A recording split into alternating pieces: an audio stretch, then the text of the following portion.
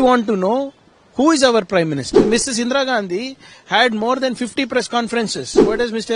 Modi achieved? ರಾಜಕೀಯ ನಾಯಕರಿಗೆ ಒಂದು ತೆವಲು ಅಂತ ಇರುತ್ತೆ. ಇಲ್ಲ ಕಾಂಗ್ರೆಸ್ ಅವರಿಗೆ ಇಲ್ಲ ಅಲ್ಲಿ ಸಾವು ನೋವು ಆಗಿದೆ ಅನ್ನೋ ಅನುಮಾನ ಇದೆಯಂತೆ. ಇಷ್ಟು ಜನ ಜೀವವನ್ನ ಕಳ್ಕೊಂಡಿದ್ದಾರೆ ಅಂತ ಹೇಳ್ಬಿಟ್ರೆ ನಿಮಗೊಂದು ಏನಾದ್ರೂ ನೆಮ್ಮದಿ ಸಿಗುತ್ತಾ? ಒಂದು ದೇಶದ ಪ್ರಧಾನಿ ಇನ್ನೊಂದು ದೇಶದ ಪ್ರಧಾನಿಗೆ ಅಧಿವೇಶನದಲ್ಲಿ ನಿಂತು ಅವನೊಬ್ಬ ಸುಳ್ಳುಗಾರ ಅನ್ನೋಕೆ ಆಗುತ್ತಾ? ಮೋದಿ ಮೀಡಿಯಾಗಳ ಮೇಲೆ ನಿಯಂತ್ರಣವನ್ನ ಹಾಕಬಹುದಿತ್ತು. ಹಿಂಗೆ ಕೈಯಲ್ಲಿ ಗನ್ ಹಿಡ್ಕೊಂಡು ನನಗೆ ಇದೇ ಪ್ರಶ್ನೆ ಕೇಳಬೇಕು, ಇಷ್ಟು ಮಾತ್ರ ಉತ್ತರ ಕೊಡ್ತೀನಿ ಅಂತ ಎಮರ್ಜೆನ್ಸಿಗಳನ್ನ ಹೇರಿರುವಂತಹ ಗಾಂಧಿಯವರಿಗೆ ನೀವು ಮೋದಿಯವ್ರನ್ನ ಕಂಪೇರ್ ಮಾಡ್ತಿರಲ್ಲ, ಏನಾದರೂ ಲಾಜಿಕ್? ಜೈ ಶ್ರೀರಾಮ್. ನಾನು ಅಜಿತ್ ಬೋಪ್ನಳ್ಳಿ.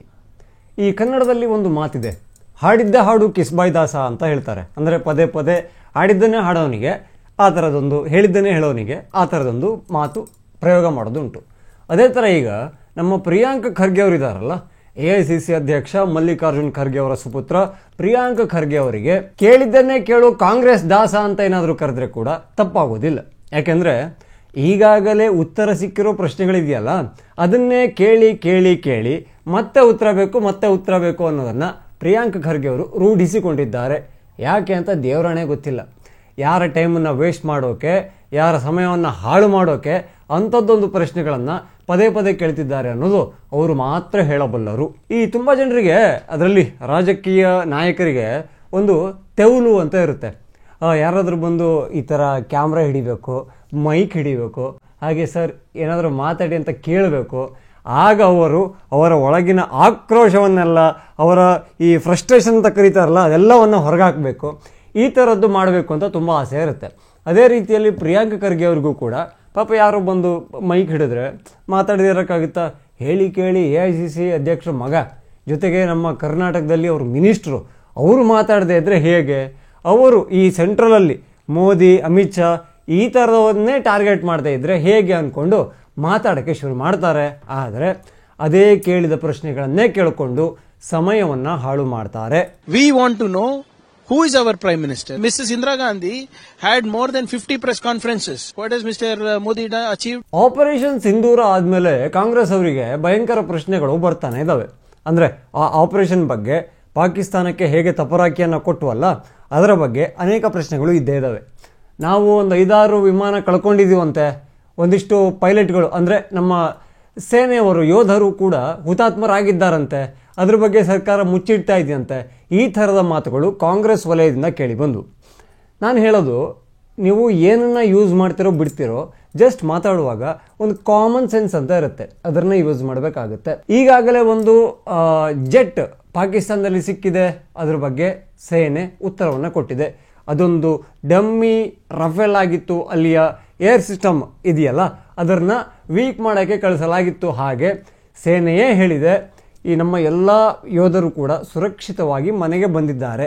ಅದು ಸಾಮಾನ್ಯ ಜನರಿಗೂ ಕೂಡ ತುಂಬ ಕ್ಲಿಯರ್ ಆಗಿ ಅರ್ಥ ಆಗೋ ಥರ ಸ್ಟೇಟ್ಮೆಂಟ್ಗಳು.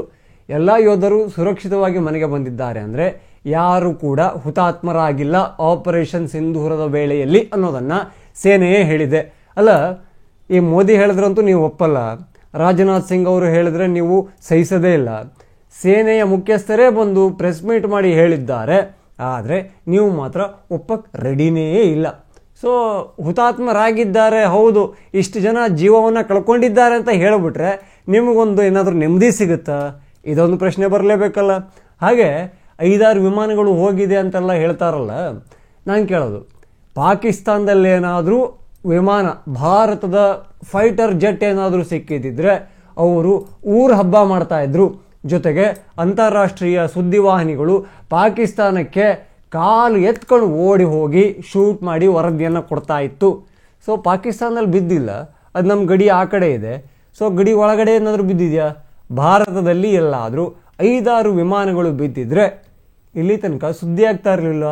ಅದಕ್ಕೆ ಹೇಳಿದ್ದು, ಯಾವ ಟೈಮಲ್ಲಿ ಏನು ಬೇಕಾದರೂ ಯೂಸ್ ಮಾಡದೇ ಇರಿ, ಆದರೆ ಕಾಮನ್ ಸೆನ್ಸ್ ಅನ್ನೋದನ್ನು ಯೂಸ್ ಮಾಡಲೇಬೇಕು.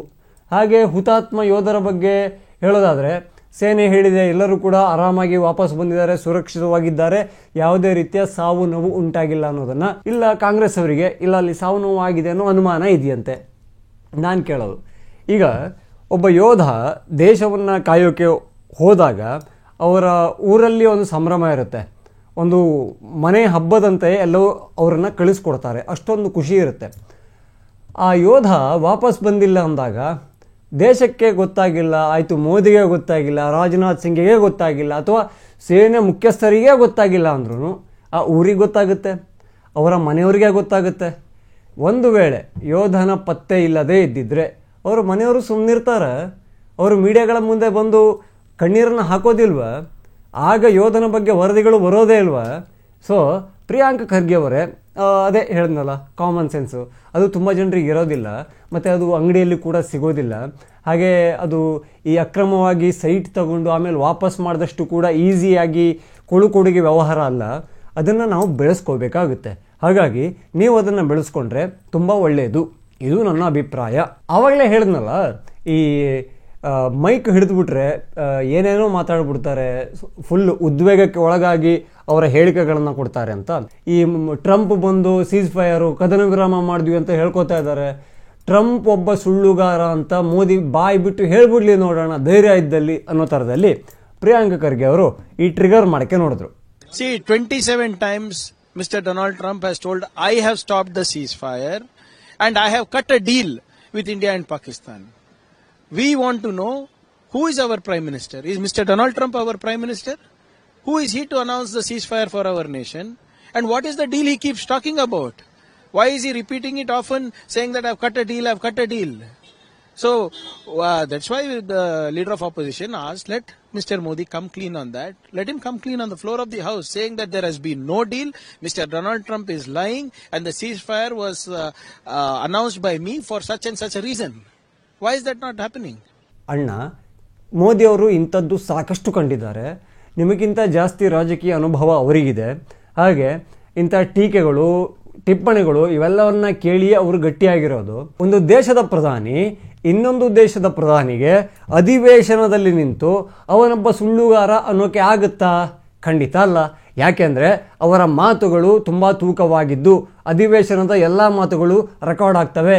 ನಿಮ್ಮ ಹಾಗೆ ಬಾಯಿಗೆ ಬಂದಿದ್ದನ್ನು, ಮನಸ್ಸಿಗೆ ತೋಚಿದ್ದನ್ನು ಹೇಳ್ಕೊಂಡಿರೋಕೆ ಮೋದಿ ಇಲ್ಲ. ಇದನ್ನು ನೀವು ಅರ್ಥ ಮಾಡ್ಕೋಬೇಕಾಗುತ್ತೆ. ಹಾಗೆ ಎರಡು ದೇಶಗಳ ನಡುವೆ ಒಂದು ಸಂಬಂಧ ಅಂತ ಇರುತ್ತೆ, ಕೆಟ್ಟದ್ದೋ ಒಳ್ಳೆಯದು. ಬಟ್ ಆ ಸಂಬಂಧವನ್ನು ಮೇಂಟೈನ್ ಮಾಡೋದು ಎರಡೂ ದೇಶದ ಜವಾಬ್ದಾರಿ ಆಗುತ್ತೆ. ನೀವ್ಯಾವುದೋ ಒಂದು ರಾಜ್ಯದ ಮಂತ್ರಿ ಅಂತೆ, ಪ್ರಧಾನಮಂತ್ರಿಗೆ ಅವನು ಸುಳ್ಳುಗಾರ ಅಂತ ನೀವು ಬಾಯ್ಬಿಟ್ಟು ಹೇಳಿ ಅಂತ ಹೇಳದಂತೆ, ಮೋದಿ ಅದನ್ನು ಹೇಳದಂತೆ ಇದನ್ನು ನೀವು ಕನಸಲ್ಲಿ ಮಾತ್ರ ಕಾಣಿ. ಬಾಕಿದು ದೇಶವನ್ನು ನಡೆಸೋದು ಹೇಗೆ ಏನು ಅಂತ ಮೋದಿಗೆ ಗೊತ್ತು. ಮೋದಿ ಸಮರ್ಥವಾಗಿಯೇ ನಡೆಸ್ಕೊಂಡು ಬರ್ತಾ ಇರೋದಕ್ಕೆ 3ನೇ ಬಾರಿಗೆ ನಮ್ಮ ಜನರು ಅವರಿಗೆ ಈ ಹುದ್ದೆಯನ್ನು, ಅಧಿಕಾರವನ್ನು ಆಶೀರ್ವಾದ ಮಾಡಿದ್ದಾರೆ. ನೀವು ಮುಂದಿನ ಸಲ ಗೆದ್ದು ಬರ್ತೀರಾ? ನಿಮಗೆ ಪಕ್ಕಾ ನಂಬಿಕೆ ಇದೆಯಾ? ಅದರ ಬಗ್ಗೆ ಯೋಚನೆ ಮಾಡಿ. ಹಾಗೆ ನಿಮಗೊಂದು ಈ ಇಲಾಖೆ ಅಂತ ಕೊಟ್ಟಿದ್ದಾರೆ, ನೀವು ಮಿನಿಸ್ಟರ್ ಸಾಹೇಬರು. ಹಾಗಾಗಿ ನಿಮ್ಮ ಇಲಾಖೆಯಲ್ಲಿ ಏನೆಲ್ಲ ಕಿತ್ತು ದಬಾಕ್ಬೋದು ಅನ್ನೋದೊಂದು ಇರುತ್ತಲ್ಲ, ಅದನ್ನು ಮಾಡಿ. ಮೋದಿ ಹಾಗೂ ಜೈಶಂಕರ್ ಅವರಿಗೆ ಪಾಠ ಮಾಡಿದೆ. ನಾನು ಅವರಿಗೆ ಏನೋ ಬುದ್ಧಿವಾದ ಹೇಳೋದ್ರಿಂದ ನಾನು ಕೂಡ ನ್ಯಾಷನಲ್ ಲೆವೆಲ್ ಲೀಡರು, ಆ ಭ್ರಮೆಯಿಂದ ಮೊದಲು ಹೊರಗಡೆ ಬನ್ನಿ. ಇನ್ನು ಮೋದಿ ಪ್ರೆಸ್ ಮೀಟ್ಗಳನ್ನು ಅಟೆಂಡೇ ಮಾಡೋದಿಲ್ವಂತೆ. ಇಂದಿರಾ ಗಾಂಧಿ ಅವರು 55 ಪ್ರೆಸ್ ಮೀಟ್ಗಳನ್ನು ಅಟೆಂಡ್ ಮಾಡಿದ್ರಂತೆ. ಈ ಬಗ್ಗೆಯೂ ಕೂಡ ಪ್ರಿಯಾಂಕ ಖರ್ಗೆ ಅವರು ಮಾತಾಡಿದ್ರು. Show me one statement by any world leader condemning Pakistan's act, condemning Pakistan as a terror state. Not a single country has done. And if Mr. Modi is so confident, we challenge him to sit in for an open press conference. You are comparing Mr. Modi to Indira Gandhi, right? Mrs. Indira Gandhi had more than 50 press conferences over 10 years. What has Mr. Modi achieved with the press so far? Zero. Not a single press conference. ಮೀಡಿಯಾದವ್ರ ಹತ್ರ ನೀವು ಇಂದಿರಾ ಗಾಂಧಿ ಅವರ ಬಗ್ಗೆ ಮಾತಾಡ್ತೀರಾ. ತುರ್ತು ಪರಿಸ್ಥಿತಿಯಲ್ಲಿ ಮೀಡಿಯಾಗಳನ್ನು, ಜರ್ನಲಿಸ್ಟ್ಗಳನ್ನು ಇಂದಿರಾ ಗಾಂಧಿ ಅವರು ಹೇಗೆ ನೋಡಿಕೊಂಡಿದ್ರು ಅನ್ನೋದು ನಿಮಗೇನಾದರೂ ಅರಿವಿದೆಯಾ? ಮೋದಿ ಏನಾದರೂ ನೀವು ಹೇಳೋ ಥರದಲ್ಲೇ ಸರ್ವಾಧಿಕಾರಿಯಾಗಿದ್ದಿದ್ರೆ, ಹಿಟ್ಲರ್ ಥರವೇ ಕಂಡಿದ್ದಿದ್ರೆ, ಇಷ್ಟೊತ್ತಿಗೆ ಮೋದಿ ಮೀಡಿಯಾಗಳ ಮೇಲೆ ನಿಯಂತ್ರಣವನ್ನು ಹಾಕಬಹುದಿತ್ತು, ಹೇರಬಹುದಿತ್ತು. ಆದರೆ ಮೋದಿಗೆ ಅದು ಬೇಕಾಗಿರಲಿಲ್ಲ. ಮೋದಿ ಪರವಾಗಿ ಯಾವುದೋ ಒಂದು ಸುದ್ದಿ ಬಂದರೆ ಕೂಡ ನೀವು ಇದು BJP ಚಾನಲ್ಲು, ಇದು ಮೋದಿ ಅವರಿಂದ ಹಣ ಸಂದಾಯ ಆಗುತ್ತೆ ಅಂತೆಲ್ಲ ಶರ ಬರೆದುಬಿಡ್ತೀರಾ. ಅದು ನಿಮ್ಮ ಹಣೆ ಬರಹ. ಅದರಿಂದ ಮೋದಿಗೂ ವ್ಯತ್ಯಾಸ ಆಗಲ್ಲ, ಮೀಡಿಯಾಕ್ಕೂ ವ್ಯತ್ಯಾಸ ಆಗಲ್ಲ. ಆದರೆ ಪ್ರೆಸ್ ಮೀಟ್ ಮಾಡೋಕ್ಕಿಂತ ಜಾಸ್ತಿ ಅಭಿವೃದ್ಧಿ ಕೆಲಸಗಳ ಬಗ್ಗೆನೇ ಮೋದಿ ಟೆನ್ಷನ್ ಮಾಡ್ಕೊಂಡಂಗಿದೆ, ತಲೆ ಕೆಡಿಸಿಕೊಂಡ ಹಾಗಿದೆ. ಇದೇ ಇಂದಿರಾ ಗಾಂಧಿ ಅವರು ಪ್ರೆಸ್ ಮೀಟ್ ಮಾಡಿದ್ರು, ಹಿಂಗೆ ಕೈಯಲ್ಲಿ ಗನ್ ಹಿಡ್ಕೊಂಡು ನನಗೆ ಇದೇ ಪ್ರಶ್ನೆ ಕೇಳಬೇಕು, ಇಷ್ಟು ಮಾತ್ರ ಉತ್ತರ ಕೊಡ್ತೀನಿ ಅಂತ ಎಮರ್ಜೆನ್ಸಿಗಳನ್ನ ಹೇರಿರುವಂತಹ ಗಾಂಧಿಯವರಿಗೆ ನೀವು ಮೋದಿಯವ್ರನ್ನ ಕಂಪೇರ್ ಮಾಡ್ತಿರಲ್ಲ, ಏನಾದರೂ ಲಾಜಿಕ್ಕು, ಅದೇ ಅವಾಗಲೇ ಹೇಳ್ದಂಗೆ ಕಾಮನ್ ಸೆನ್ಸ್ ಏನಾದರೂ ಇದಿರಬೇಕಲ್ಲ. ಅದಿಲ್ಲ ಅಂದರೆ ಏನಾಗುತ್ತೆ, ಪ್ರಿಯಾಂಕ್ ಖರ್ಗೆ ಅವರ ಥರ ಆಗುತ್ತೆ. ನೋಡಿ, ಭಾರತದಲ್ಲಿ ಏನು ಸಂವಿಧಾನ ಕೊಟ್ಟಿರೋ ಹಕ್ಕುಗಳು ಅಥವಾ ನಮಗೆ ಒಂದು ಕರ್ತವ್ಯಗಳು ಎಲ್ಲ ಇದೆಯಲ್ಲ, ಎಲ್ಲವೂ ಕೂಡ ಓಪನ್ ಆಗಿ ನಡೀತಾ ಇದೆ. ಆ ಹಕ್ಕುಗಳಲ್ಲಿ ಈ ವಾಕ್ ಸ್ವಾತಂತ್ರ್ಯ ಕೂಡ ಇದೆ. ಅದನ್ನು ದುರುಪಯೋಗ ಮಾಡ್ಕೊಳ್ತಾ ಇರೋರಲ್ಲಿ ಪ್ರಿಯಾಂಕ ಖರ್ಗೆ ಆಗಿರ್ಬೋದು, ಕಲಘಟಗಿ ಲಾಡ್ ಆಗಿರ್ಬೋದು, ರಾಹುಲ್ ಗಾಂಧಿಯವರಾಗಿರ್ಬೋದು, ಸಿದ್ದರಾಮಯ್ಯ ಆಗಿರ್ಬೋದು, ಈ ಥರದವರು ತುಂಬ ಜನ ಸಿಗ್ತಾರೆ. ನೀವು ಪ್ರಶ್ನೆ ಕೇಳಿ, ಬೇಜಾರಿಲ್ಲ. ನಿಮಗೆ ಆಲ್ರೆಡಿ ಉತ್ತರ ಗೊತ್ತಿರುವ ಪ್ರಶ್ನೆಗಳನ್ನೇ ಪದೇ ಪದೇ ಕೇಳಿ ಯಾಕೆ ನಿಮ್ಮ ಸಮಯವನ್ನು ಹಾಗೆ ಇನ್ನೊಬ್ಬರ ಸಮಯವನ್ನು ಹಾಳು ಮಾಡೋದು ಅನ್ನೋದು ಅರ್ಥವೇ ಆಗೋದಿಲ್ಲ. ಪ್ರಿಯಾಂಕ ಖರ್ಗೆ ಅವರಿಗೆ ಒಂದು ಕಳಕಳಿಯ ಮನವಿ ಏನಪ್ಪ ಅಂತ ಕೇಳಿದ್ರೆ, ನೆಕ್ಸ್ಟ್ ಟೈಮ್ ಅದೊಂದು ವೈಟ್ ಪೈಜಾಮ ಹಾಕೊಂಡ್ಬರ್ತಿರಲ್ಲ, ಅದರಲ್ಲೊಂದು ಜೇಬ್ ಇರುತ್ತಲ್ಲ, ಆ ಜೇಬಿನ ಒಳಗೆ ಈಗ ಆಲ್ರೆಡಿ ಉತ್ತರ ಗೊತ್ತಿರುವ ಪ್ರಶ್ನೆಗಳನ್ನು ಇಟ್ಕೊಂಬರಬೇಡಿ, ಹೊಸ ಪ್ರಶ್ನೆಗಳನ್ನು ಕೇಳಿ. ಆವಾಗ ಹೊಸದು ಜನರಿಗೆ ಗೊತ್ತಾಗುತ್ತೆ. ಅಟ್ಲೀಸ್ಟ್ ಅಲ್ಲಿ ನಿಮಗೆ ಕ್ಯಾಮ್ರಾ ಇಟ್ಕೊಂಡು ನಿಂತಿರ್ತಾನಲ್ಲ, ಮೈಕ್ ಹಿಡಿದಿರ್ತಾರಲ್ಲ, ಅವರಿಗೆ ಕೂಡ ಒಂಚೂರು ಹೊಸತನ ಅಂತ ಅನಿಸುತ್ತೆ.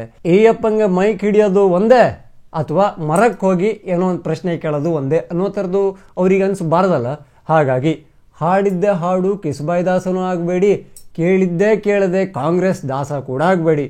ಹೊಸತನ ಅನ್ನೋದು ಅನುದಿನ ಇರಲಿ. ಏನಂತೀರಾ? ಜೈ ಶ್ರೀರಾಮ್.